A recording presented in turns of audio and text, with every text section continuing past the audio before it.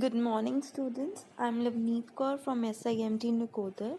Today, our topic is management by objectives.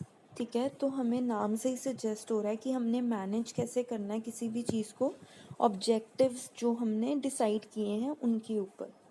ठीक है, तो what is management by objective? The process of setting objectives in the organization to give a sense of direction to the employees is called as management by objectives. ठीक है, it refers to the process of setting goals for the employees so that they know what they are supposed to do at the workplace.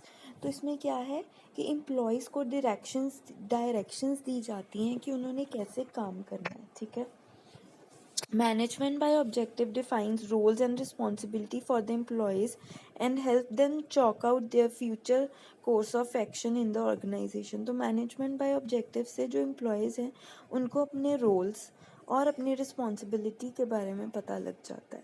ठीक है, जैसे कोई HR manager है तो उसको पता है कि उसने क्या करना है, उसने सैलरीज बनानी है, रिक्रूटमेंट करनी है. ठीक है, ऐसे ही management by objective guides the employ to deliver their level best and achieve the targets within the stipulated time frame.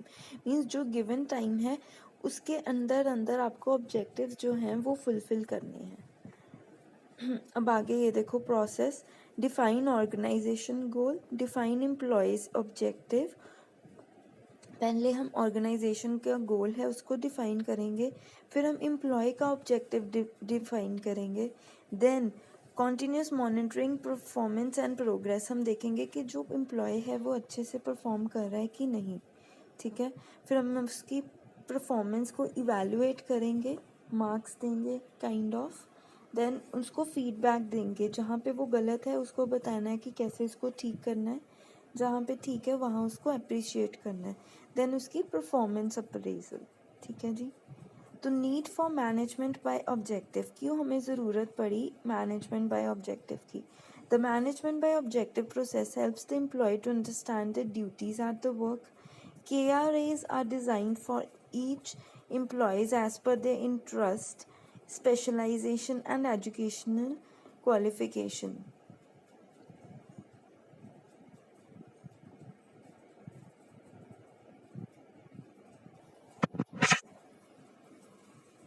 तो जो उनके इंटरेस्ट के अकॉर्डिंग जो है सब कुछ उनको दिया जाता है. जैसे क्या उनकी क्वालिफिकेशन है उसके अकॉर्डिंग उनको एक डिपार्टमेंट दिया जाता है. The employees are clear as what is expected out of them. Employees को पता होता है कि ऑर्गेनाइजेशन उनसे क्या चाहती है.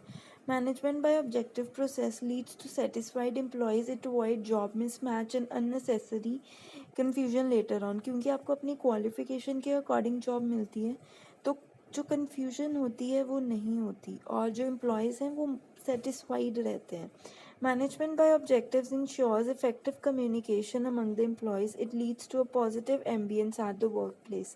पॉजिटिव एम्बियंस का मतलब एक अच्छा इन्वायरमेंट बना रहता है क्योंकि हर एक इंसान को अपनी अपनी ड्यूटीज़ पता होती हैं तो लड़ाइयाँ नहीं होती, कन्फ्लिक्ट्स नहीं होते.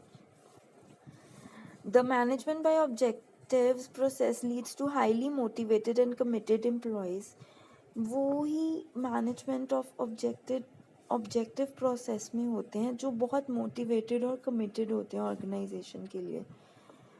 The management by objective process set a benchmark for every employee. The superiors set targets for each of them team members. Each employee is given a list of specific tasks. हर एक employ को कुछ task दिए जाते हैं. ठीक है, और उनको फुलफिल करना बहुत ज़रूरी है. अब लिमिटेशंस क्या हैं इसकी, क्या डिसएडवांटेजेस है? It sometimes ignore the prevailing culture and working condition of the organisation. तो क्या है, यहाँ पे कभी कभी जो कल्चर होता है उसको ये इग्नोर कर देता है कि आपको अपने जो ऑब्जेक्टिव्स हैं वो फुलफिल करने ही पड़ते हैं. MBO can only succeed if it has complete support of the top management. अब तभी जो एम्प्लॉयज़ हैं वो काम कर पाएंगे जब उनको अपने टॉप लेवल से जो है फुल सपोर्ट मिलेगी. Most manager may not be sufficiently skilled in interpersonal interactions such as coaching and counseling, which is extensively required. तो इसमें क्या है कि आपको कोचिंग और काउंसलिंग बहुत रिक्वायर्ड होती है ताकि आप अपने एम्प्लॉयज़ को अच्छे से मैनेज कर पाओ।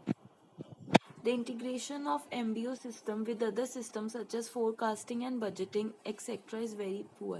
जैसे अगर MBO की हम बोलें कि वो बाकी सिस्टम के साथ कितने अच्छे तरह से मिक्सअप हो पा रहा है तो वो बहुत पुअर होती है, जैसे R&D and MBO, then forecasting and budgeting and MBO। तो अच्छी कोऑर्डिनेशन होनी ज़रूरी है। Group goal achievement is more difficult क्योंकि इसमें ग्रुप्स बने होते हैं, ठीक है, तो थोड़ा डिफ़िकल्ट हो जाता है गोल को अचीव करना। Thank you. तो आई होप आपको ये टॉपिक क्लियर हो। If there is any doubt just let me know. Thank you.